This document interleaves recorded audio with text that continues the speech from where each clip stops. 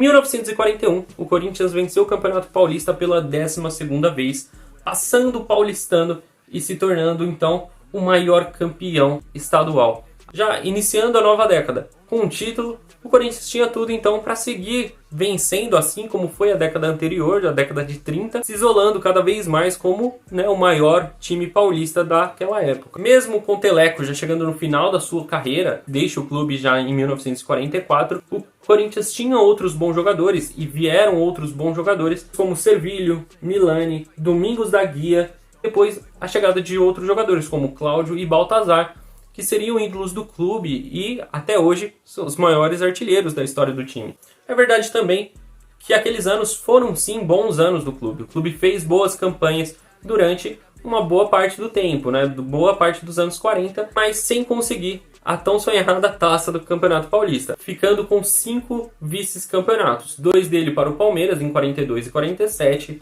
e 3 para o São Paulo de Leônidas em 43, 45 e 46.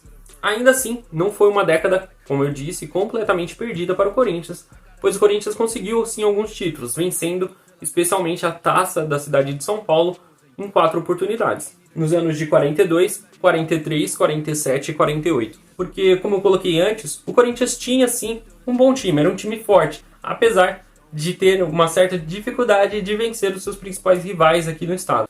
E, conforme aqueles jogadores bons foram envelhecendo, né, principalmente ali Domingos da Guia, como eu disse, o Teleco, que saiu em 44. Você tem o Corinthians já ali no final da década de 40, já ali por 48, 49, um Corinthians que começa a regredir, né? Ao invés de continuar brigando por títulos e de repente conquistar, ele parecia que estava regredindo, com 4º lugar em 48 e 5º lugar em 49 e 50. Nessa época, o presidente do Corinthians era o senhor Alfredo Ignácio Trindade, que estava no seu 2º mandato no clube. Com ele, a parte social e financeira do clube andava muito bem, é verdade, com as contas em dia e com as novas instalações do clube, como o parque aquático naquela época, ele tinha completa aprovação do clube social. No entanto, a parte futebolística não estava agradando tanto. Como eu disse, o Corinthians tinha vencido 4 taças, mas eram taças menores, não era um campeonato paulista, e isso desagradava, né, em grande parte a torcida,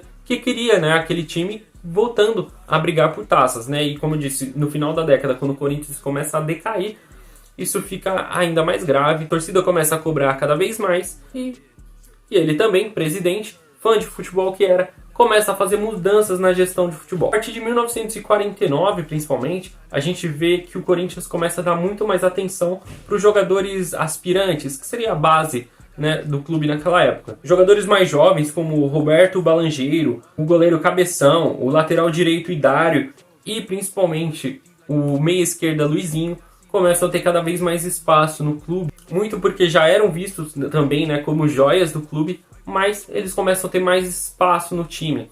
É claro que isso, num primeiro momento, como é toda a reformulação, não parece dar tanto certo, o clube não consegue tantos bons resultados, o que acarreta também com a troca de alguns treinadores. Mas, com o tempo, essa união entre essa juventude e os jogadores que já estavam, né, no time principal e jogando bem, acaba dando muito certo.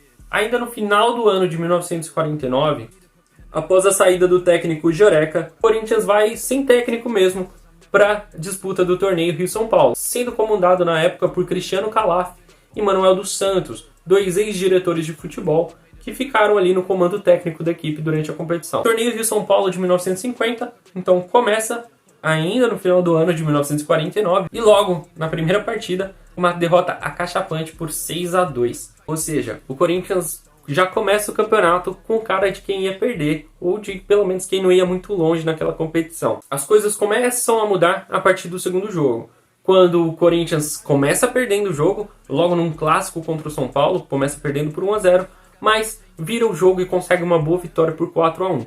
Na terceira rodada, a vitória por 3-2 apertada contra o Palmeiras é o que dá mais um combustível para aquela equipe ir, né, em busca daquele campeonato. Mas a vitória que muda realmente o jogo para o Corinthians naquela competição e faz com que o elenco realmente acredite que era possível vencer é uma vitória também de virada sobre o Vasco da Gama, que na época era a base da seleção brasileira que disputaria a Copa do Mundo de 1950. Corinthians e Vasco. gente até nas marquises. Pacaembu? Pacaembu. 6 horas da manhã, eu tava com medo.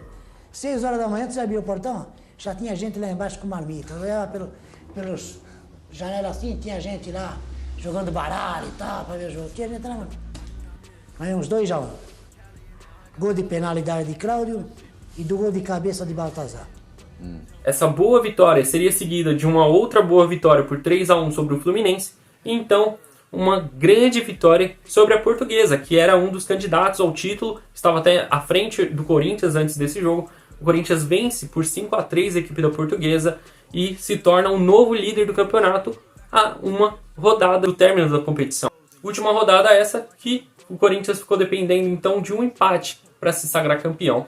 E foi o que o Corinthians fez. Um empate por 1-1 no Pacaembu contra o Botafogo garantiu a primeira taça do torneio Rio-São Paulo-Corinthians. Esse torneio, na época, foi o que deu status de grande clube nacional para o Corinthians naquele tempo. Porque naquela época não se tinha muitos torneios, né, entre times de diferentes estados, até pela logística. Eram outros tempos, né? Não era tão fácil você pegar um avião e viajar ao país.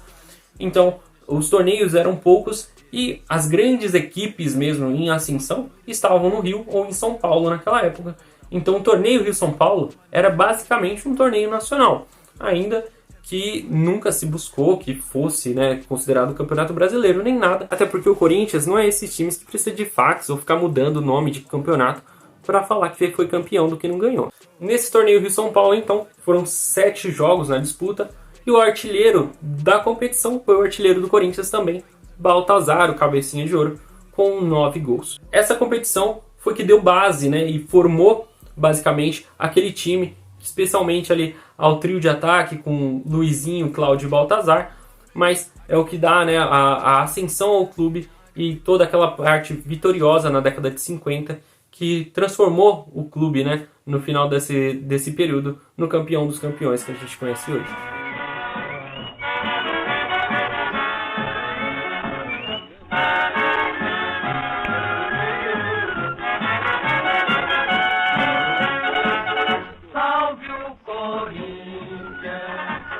Campeão dos campeões.